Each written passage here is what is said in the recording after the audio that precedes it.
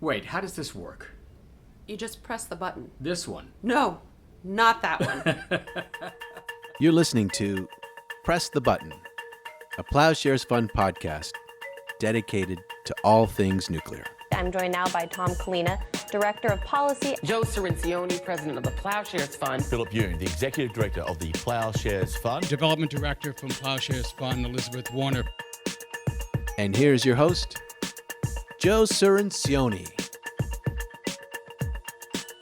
Thank you, Del, and thank you for joining us again. This is our second episode of Press the Button. We've got a great show for you today. First, a roundup of the news, stories that we're watching and we think you should be watching. And then we have a fascinating interview with Ned Price, a former top official in Barack Obama's National Security Council. He's going to talk about how he sees these national security issues playing in the 2020 campaigns. But first, let's start with the news. And now, early warning. A 7-minute synopsis of this week's nuclear news. Joining me at Ploughshares Fund Washington, D.C. headquarters is John Carl Baker, who works with us on programming and grants and relations with other foundations, and our Deputy Policy Director, Mary Kaszynski. Let's see what you guys are following today. Let's start with you, Mary. What are you looking at? Sure. Well, I think the big news today, just announced, is that the Trump administration is imposing new sanctions on all of the countries that are still buying oil from Iran, demanding that all of these countries reduce their imports of Iranian oil to zero. I think the important thing to remember here is that these sanctions are nuclear-related sanctions. So the message that this sends to Iran is basically, it doesn't matter whether you're building nukes or not building nukes, we're going to sanction you anyway. Because Iran is in compliance with the underlying agreement, the anti-nuclear deal, the Joint Comprehensive Plan of Action, JCPOA, as it's called here in D.C. That's right, the JCPOA. Iran is complying. There's no question about that. U.S. intel assessments confirm it. The IAEA confirms it. Israeli intelligence confirms it. So why are we putting the sanctions on? So this is part of the Trump administration's maximum pressure campaign against Iran.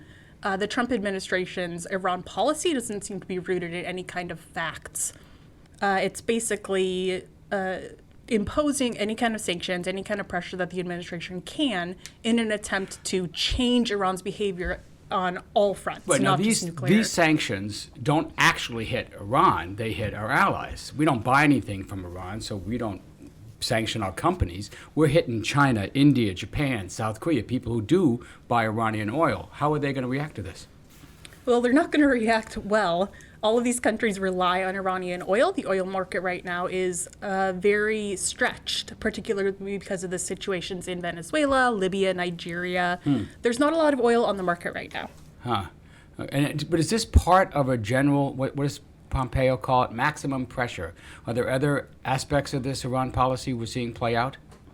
So the administration's rhetoric toward Iran has been bombastic and aggressive from the beginning. They are clearly ratcheting up that pressure. We talked about the foreign terrorist organization designation of Iran's Revolutionary Guard. Yeah, we talked Corps. about that last week. The first time we've designated a major military component of a foreign government as a terrorist group. Exactly. So this is all part of the administration's pressure campaign against Iran. They are firing on all fronts.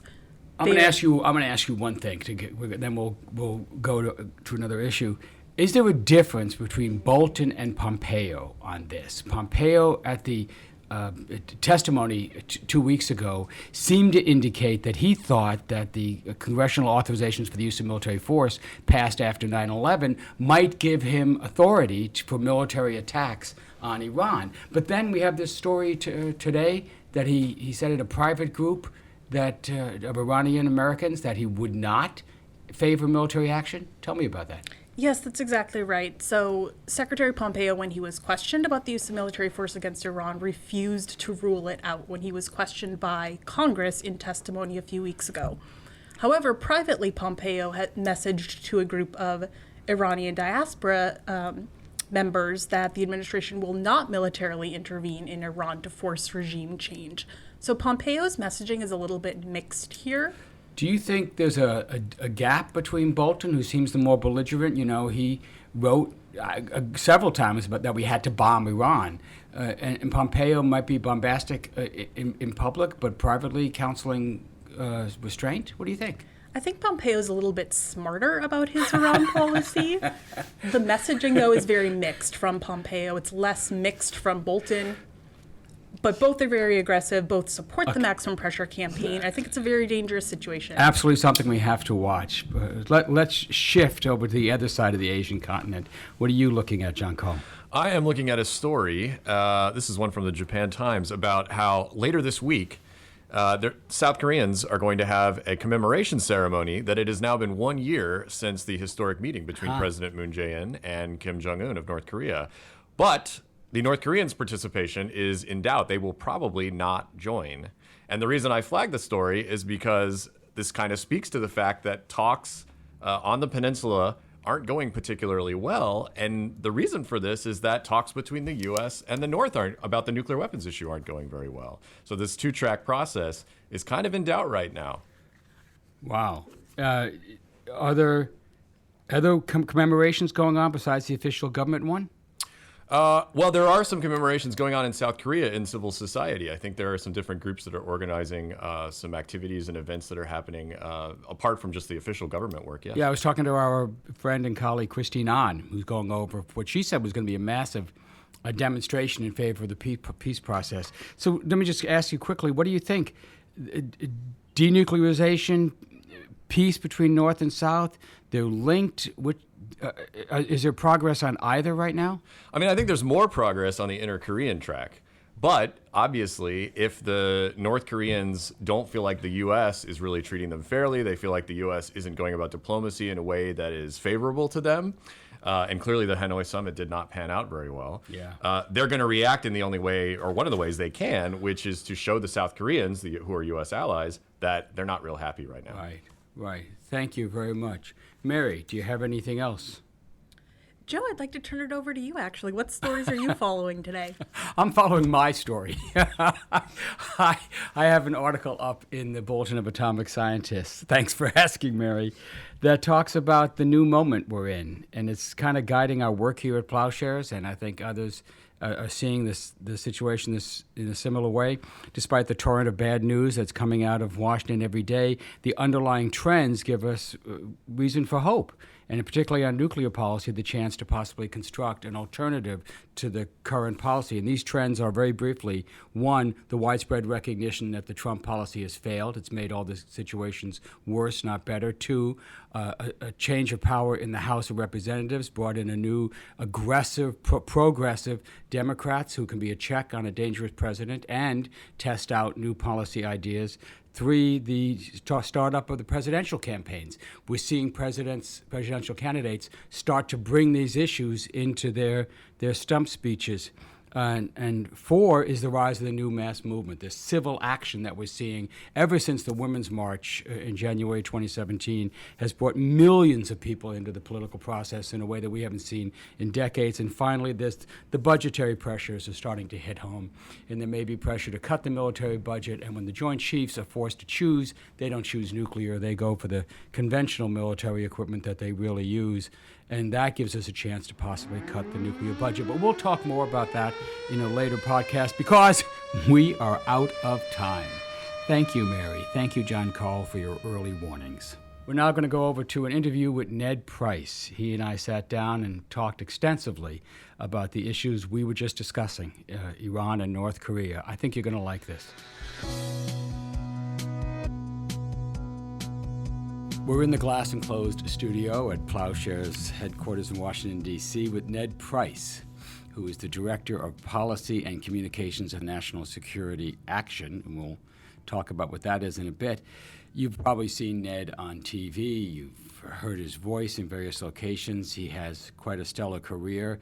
Like me, he's a graduate of the Georgetown University School of Foreign Service. Unlike me, he graduated summa cum laude, then went on to get a master's at Harvard, joined up with former Secretary of Defense Bill Cohen and the Cohen Group, headed over to the CIA, where he was plucked by President Barack Obama to serve as a special assistant on the National Security Council staff, where he was spokesperson and senior director for strategic communications, and he's with us today to talk about the policy outlook. Thank you, Ned. Thanks for joining us. I'm honored to be here. Let's get right into it. Let's talk about what most people in Washington are talking about, the 2020 elections. You're a Democrat, right? I am. Have been. So let's talk about the Democrats. Do the Democrats have a winning or even a coherent message on national security and foreign policy? If they did, what would it look like? Well, Joe, I think we have to recognize that it doesn't do justice to the injustices of the Trump administration's foreign policy if Democrats were to focus on a singular issue or region or even theme. I think we have to take a step back, and Democrats have to talk about how they will signal both to Americans and of course to the world how America under their leadership will be different from America under Trump's leadership. And there are any number of ways to paint that contrast. But to my mind, America will be engaged, America will be respected, and America will be at the table when we have our next president in January of 2021. I often quote my old boss, a friend of yours, Ben Rhodes, quoting Woody Allen, saying that if you're not at the table, you're on the menu. And frankly, that's where we've been for the past 2+ years. And I think Democrats in the 2020 field will have an opportunity in that they won't have to get lost in the weeds of foreign policy, which no politician likes to do. I think you know as well as anyone that the primary debate and even the general election to some extent will not be formulated around the issue of foreign policy, especially the granular tactical issues. Right. But I think we do have an opportunity, both in this primary setting and as we move towards the general election, for Democratic contenders and ultimately the Democratic nominee to offer this alternative vision for how an America under her or his watch will be different, how it will be respected. Let's take that apart a little bit. So alternative to what? What do you think of the Trump foreign policy so far? Some are making the argument in this town, to quote the title of one article, Trump's foreign policy is better than it looks. What do you think? Well, look, I think that Trump, and this needs to be a consistent message of ours, there are really two elements to it. One, Trump doesn't really have a foreign policy insofar as I can tell. Oftentimes what we see is domestic policy masquerading as foreign policy. It's red meat to his political base in any number of issues. Take the Iran deal, something you care passionately about. I have the utmost confidence that President Trump had very little idea what advantage we gained from the Iran deal when he decided to scrap it. What was front and center in his mind and in the mind of his voters was the fact that as a deal struck by President Obama, along with European allies, at least a couple of whom President Trump had and still has some degree of disdain for, and the advantages in terms of our national security and foreign policy were not front of mind. Same with Paris, same with TPP, same with the Jerusalem move, moving our embassy from Tel Aviv to Jerusalem. He doesn't have some great strategic vision in mind. There's not a strategic doing this vision. For domestic gain. His vision is re-election in 2020. His re-election, his vision is giving fodder to his political base and doing things that he knows will galvanize them, things that he knows will keep them on his side. When you think about it, President Trump, he doesn't have to worry about the vast majority of the American population. He doesn't have to worry about the 70% of Americans. He has to worry about the 30% or so whom he needs to keep on his side. They were with him in 2016. They've been with him through a few ups and quite a few more downs, and he needs them there again in 2020. So let's get into what the alternative is, if you don't like that. So what should the Democratic Party position be on the Iran deal, for example? What would you hope that the Democratic presidential candidates would be saying now on the campaign trail and be doing if they are lucky enough to win the White House? Well, I think what they should be saying now is what we've seen a number of them. I believe we're at 6 or 7 right now. already declare. And it's a very simple solution. You re-enter the Iran deal as long as Iran remains in compliance in January of 2021.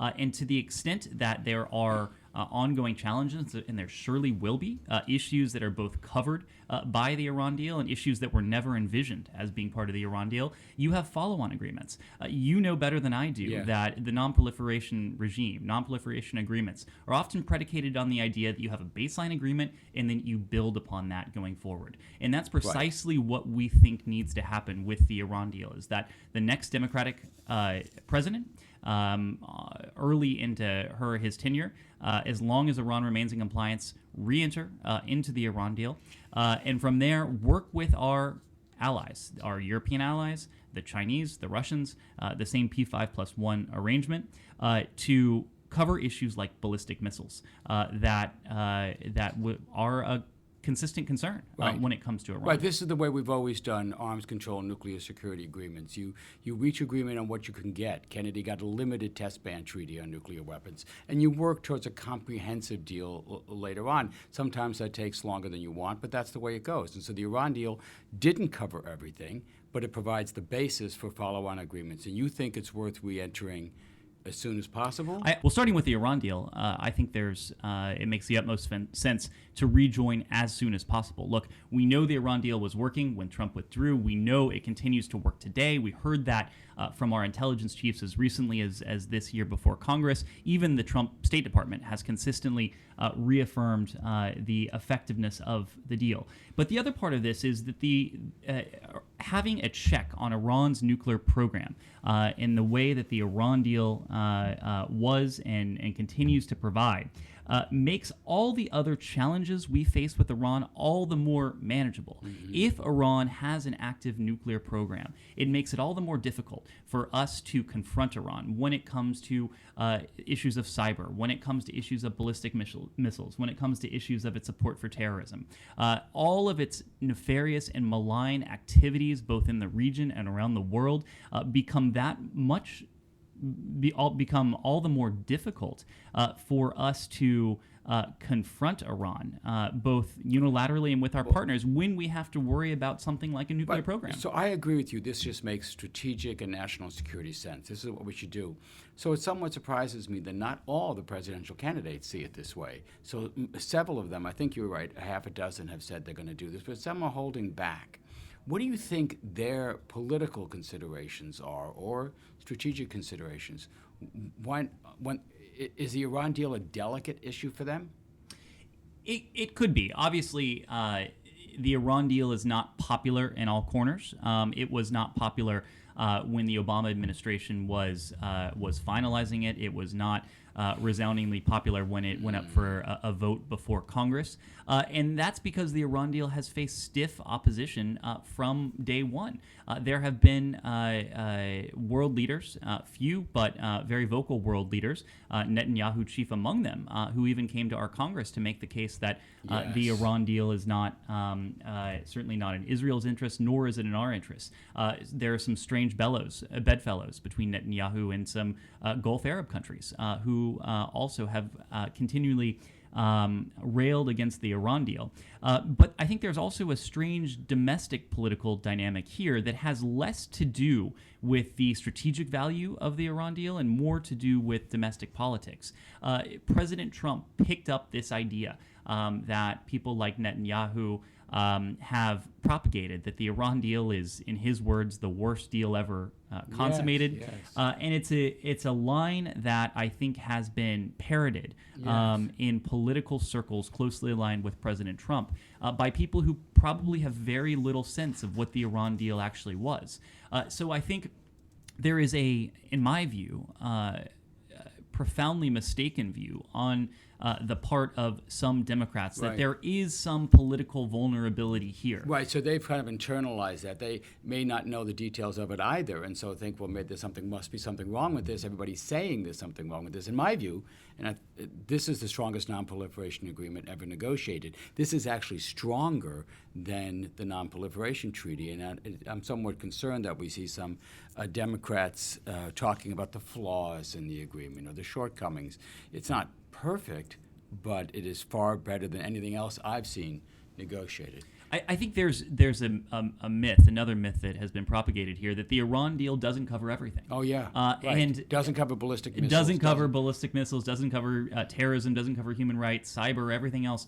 We are concerned vis-a-vis Iran's behavior, but that was intentional. That was intentional, knowing that the nuclear challenge was and is the biggest challenge we could face from Iran. And again, going back to this point that as long as you have a nuclear challenge, it's all the harder, all the more difficult to confront Iran on these other issues. The next president, I think, has an opportunity to confront Iran on those issues by recognizing that the formula is additive, it's not destructive, meaning there must be reentry into the Iran deal, and then with our partners, there is an opportunity to forge new agreements when it comes to these other challenges that we face that we can't ignore, but we also can't pretend that some quote-unquote better deal will address in any effective way. Right. Great. Thank you. Okay, let's move on to an equally difficult issue, which is North Korea. And on this, things aren't looking great in terms of denuclearization at this point, but I think we're still better off than we were in 2017 when we were comparing nuclear buttons and making fire and fury threats. Do you have any recommendations about where we go for here, what you would like to see the Trump administration doing in its final 18 months or so? Let's just start with that before we get to the 2020 candidates. Well, sure. Well, I think let's start with the most recent mark on the wall, and that's Hanoi and the failure with the Hanoi summit. I mean, to my mind, it was no surprise that President Trump came away with no deal. When you take a step back and think about it, he went to Hanoi with no preparation, no plan, and no coordination with our partners. And so, of course, it really doesn't take a whole lot to understand why he came away with no deal. I think what we've seen here, and the trap that some on the right and even some Democrats on the left are falling into, is the notion that President Trump's failure to achieve a deal suggests an inherent weakness in engagement, an inherent flaw in diplomacy with North Korea. I think what we've seen to date hasn't been diplomacy. It's been summitry. It's been pageantry. It's been photo ops. Again, largely with an eye, in my mind at least, to President Trump's domestic political audience. I mean, to show himself as a deal maker, as a deal maker, leader, somebody who's engaged. And someone who could, importantly, I think, achieve something that President Obama couldn't, that President George W. Bush couldn't. If he were to come away with a deal, even if it were the flimsiest of deals, he would still tout that, I think, to his political base. It's no small wonder that in the fall we saw him consistently raise North Korea before these adoring crowds at these political rallies. President Trump is not someone who often raises foreign policy without unprompted, but he did that knowing that he would get these chants of no bell, no bell, no bell. And actually, of course, as you know, he strong-armed by multiple accounts, Prime Minister Abe into nominating him for that Nobel Prize. Yes, it's so bizarre. It's so, oh gosh. But back to Hanoi, there's a new story out from Reuters that sheds a different light on this, that indicates that Trump didn't walk away from a bad deal, that John Bolton handed the North Koreans a piece of paper basically calling for their unconditional surrender, saying that they had to dismantle their nuclear program, their chemical program, their ballistic missile program, their biological weapons program, do all that before we would lift sanctions. Did you see that story? What do you make of that? I have. It reminded me of something John Bolton said early in his tenure as National Security Advisor, and he compared the denuclearization of North Korea to the quote-unquote Libya model. And of course, this led to a lot of consternation on the part of the North Koreans, but even within the administration, it got him into hot water. I think both his his peers and colleagues in the Trump administration, and of course those in Pyongyang, recognized the Libya model for what it was. It was denuclearization followed by decapitation. And of course, to put it in those terms, that is not something that would appeal to Kim Jong-un's rational sensibilities. But this seems to be a reprisal of that. Perhaps he didn't use those same words, but by handing over a piece of paper that essentially sounded like a ransom note, give us your nuclear weapons or else, I think the same idea was communicated to Kim Jong-un, who came away, of course, far from keen to make a deal on those terms, on those all-for-nothing terms. Which may be why he then told Trump that it was no point in negotiating any further and suspended the talks. I wouldn't say he killed them entirely. I think, oftentimes in international negotiations, the challenge we face are cleavages, are divisions within the foreign party. Within the Iran deal, for example, there was consistent back and forth between the pragmatists and the so-called moderates in Iran and those who were closer to the Ayatollah. Ultimately, President Rouhani, I think, ended up with the political upper hand. I think in this case, when it comes to North Korea, the divisions are on our side. We are seeing a very different approach to North Korea on the part of John Bolton, and on the other end, people like Steve Biegun and Mike Pompeo. Right. We had Steve Biegun the week before the conference, the summit, talking at Stanford University. He seemed to have a deal almost in hand. He was talking very positively. He led people like me to start to be optimistic about this. That is not the negotiation position we saw in Hanoi. In fact, Steve Biegun, in this famous photo, wasn't even at the table. It was Trump, Pompeo, Bolton, which sent chills down my spine, and then inexplicably Nick Mulvaney. Why he was there is still unclear, but it was clear that Biegun and the more pragmatist camp was pushed to the side. And I think it's interesting to compare what we heard from Biegun before the summit in Stanford and what we heard from him after the summit back in the United States. Before the summit, he was quite clear. And he's tried to paper over this since, but he was quite clear at Stanford that what he envisioned was a phased approach, that this would be a reciprocal approach that would happen over time. What we have heard both from Biegun himself and then, of course, those around him after Hanoi was this idea that no, this was always an all-for-nothing endeavor, and we never envisioned anything different. Okay, so if this thing, let's say somehow the negotiations don't restart, but the thing just drifts for the next 18 months.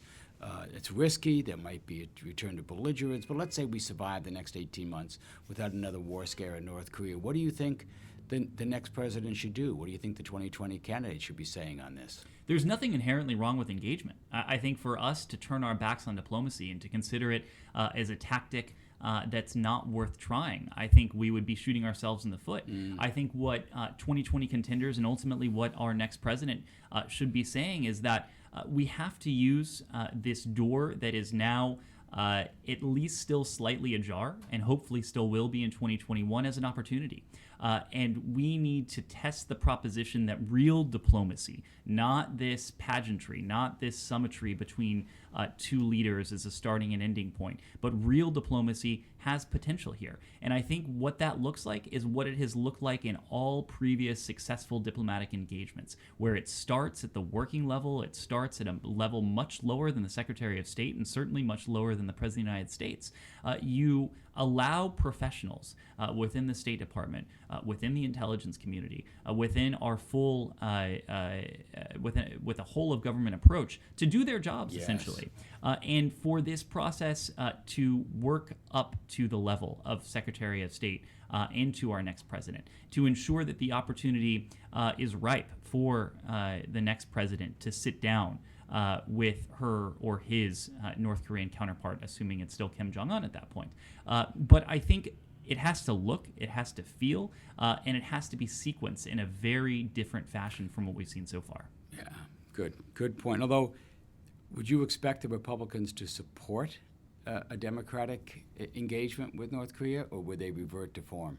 Of course not. I think the model that Republicans will follow will closely resemble what we saw in 2014 and 2015 with the Iran deal. I mean, it's striking to compare Republican reception to President Trump's direct engagement, fawning engagement with Kim Jong-un, to the United States of America's diplomacy with Iran that, for the record, never included a face-to-face meeting between Obama and Rouhani. Right. And it's not only face-to-face engagement, it's these strange statements taking Kim Jong-un at his word that he had no knowledge of Otto Warmbier's death. For example. Or that we fell in love. That they fell in love. They write each other beautiful letters. I mean, look, it's trite to say, but could you imagine if President Obama had said the same things about Rouhani? Impeachment hearings immediately the next day. Yeah, it's going to be tough. This is what the Democrats have to get ready for, that they're not going to have the kind of support from the Republicans that, frankly, the Democrats have offered the Republican president as he tried to negotiate. I mean, Democrats, by and large, have been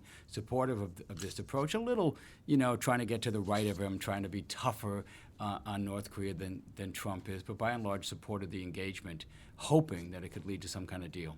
And I think that's why groups like yours and mine, National Security Action, that's why we're here. Let me close with that. Tell me a little bit about National Security Action and what you're hoping to do. Right. So we're an organization that launched last year with the generous support of Ploughshares, among others. And our goal is to signal to Democrats and to progressives that we have an opportunity.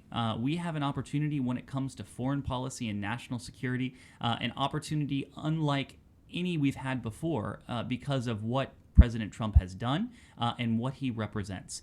So we're a small team, but that brings together a much larger network, a network of dozens of former senior practitioners, experts when it comes to foreign policy and national security, as well as a network of a couple thousand people spanning the country who care about these issues, who are passionate about these issues. And our goal between now and the end of 2020 is to position ourselves, progressives and Democrats more broadly, to win the argument, to help win the argument on these key issues, and to signal to 2020 contenders, candidates for House seats, and ultimately for the Democratic nominee, that we do have this opportunity, and we need not abide by the adage that Republicans are the established party when it comes to national security, that they have the edge, that this is a core strength of theirs. It's no longer true. It wasn't true in 2016, and I think that would have been even starker had President Trump not been so successful in raising this idea of information security, which seems so ironic now vis-a-vis Hillary Clinton. But I think this year and next year will provide us an opportunity to really go on offense in a way that Democrats have not done before. And hopefully that success, the ultimate barometer of success, will be November of 2020. Excellent. Thank you very much, Ned. This has been great. You gave a terrific argument for why there's a new moment for a new progressive national security policy. Later on in the podcast, in weeks to come, we're going to be hearing from other points of view, Republicans. We're going to bring some to take a look at their side of the argument. If people want to know more about National Security Action, where do they go?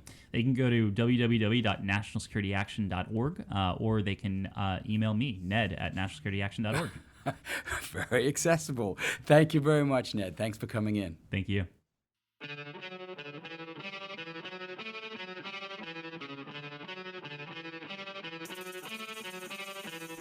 Thanks for listening to Press the Button.